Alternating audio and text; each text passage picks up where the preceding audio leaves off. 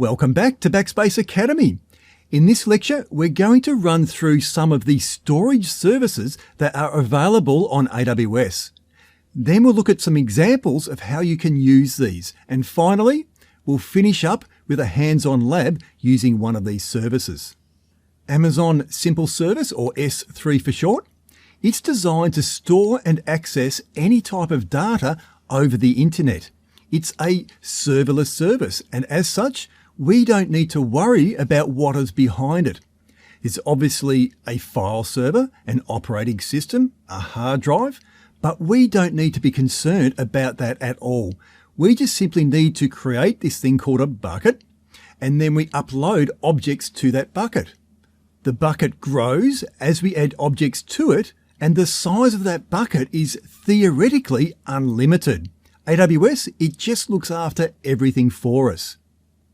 Amazon Glacier is the cheapest storage option on AWS, and it's used for long-term archiving of data. It's a serverless service, just like Amazon S3, but it is not as readily accessible as S3, so it should only be used for content that is to be archived. You can also set up a life cycle rule that will automatically migrate old data in Amazon S3 automatically over to Glacier for long-term archiving. Amazon Elastic Block Store, or EBS for short, is a highly available low-latency block device storage, and it's specifically for attaching to servers that are launched with the Amazon EC2 service. It's similar to attaching a hard drive to your computer at home. It works in the same manner. It's block device storage. Amazon Elastic File System, or EFS for short, is network attached storage. Because it is network attached storage, this allows multiple servers to access the one data source in a similar way to a NAS on your network at home can be accessed by multiple computers on that home network of yours. The AWS Storage Gateway enables hybrid storage between on-premise environments and the AWS cloud.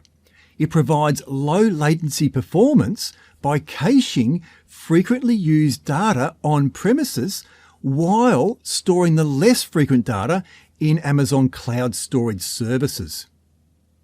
A Snowball device is a portable, petabyte scale data storage device that can be used to migrate large amounts of data from on-premise environments over to the AWS cloud.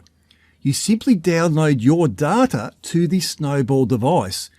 You then send it off by courier to AWS.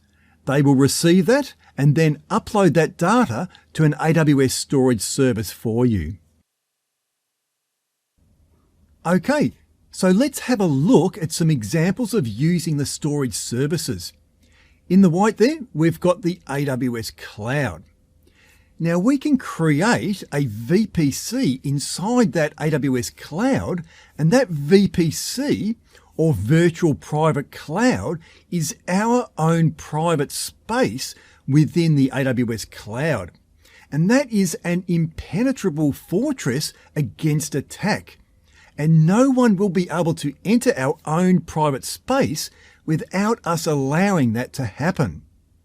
Now let's just say we launch 2 servers in our VPC. Now we want these servers to have access to data and somewhere to store that data. And so in a normal environment, you would just add a hard drive to that server. So in the same way, we can attach an Amazon Elastic Block Storage device to our servers. So that's great. We've now got high-speed access to our data. But what if we want that data to be available to both of those servers? So here we've got 2 EBS volumes. What if we want that data to be on only one volume? So as we know from our computer at home, we can't attach a hard drive or a block device hard drive to multiple computers. It just doesn't work like that. So in a situation like that, in your home network at home, you could just go out and purchase a NAS or Network Attached Storage device. You would attach it to your network. You would set up your operating system in your desktop computers to have a mount target for that network attached storage. So when you go to your G drive or E drive or F drive or whatever that may be, it will point to that network attached storage. In the same way that we can do that with our home network, we can also do the same thing with AWS. Elastic File System is network attached storage. So with EFS and a mount target for each individual instance, we can enable multiple servers to access the one data source. Now, what if we don't want to worry about mount targets, block devices, and all this sort of stuff? We just want somewhere where we can upload objects to in a similar way that we do with Google Drive or something like that. And we also want to have an automated solution that over time migrates that data over to something more low cost and more long-term for archiving. Now, that is where Amazon S3 comes in. We can use Amazon S3 to create a bucket, store objects in that bucket, delete objects, do whatever we want with it. We can also set up a life cycle rule on that bucket so that over a period of time, as objects age, they can be migrated over to an Amazon Glacier vault. And that will be for long-term archiving. It will still be accessible. It just won't be as readily accessible as the S3 bucket. But the advantage is that we'll be using the lowest cost storage that is available on AWS. Now that S3 bucket will be located in the AWS cloud. It's not located in our VPC. Now remember, we said the VPC is our own private space within the AWS cloud, and nothing gets through it without us allowing it to come through. So that is where a VPC endpoint comes in. We can create one of those, and that will allow traffic to flow in and out of our VPC, specifically for that S3 service. So let's have a look at a hybrid storage example where we've got on-site storage in a corporate data center, and we also want to have that stored in the AWS cloud on Amazon S3. Why would we do that? Well, it's great for a disaster recovery solution because we can still have high-speed access to our data in our corporate data center, and at the same time, we're taking advantage of the durability and availability of Amazon S3 as a disaster recovery solution in the event that our on-site server goes down. So the first problem that we're going to encounter is that this corporate data center may have petabytes of data, and to transfer that via the internet to the AWS cloud is not going to be practical. It's just too much and it's going to take too long. To solve this problem, AWS can send out to us a Snowball device. And that is a high capacity device that can store petabytes of data. We can upload our data to that Snowball device, and then we can send that back to AWS, and they will upload that for us into that Amazon S3 bucket.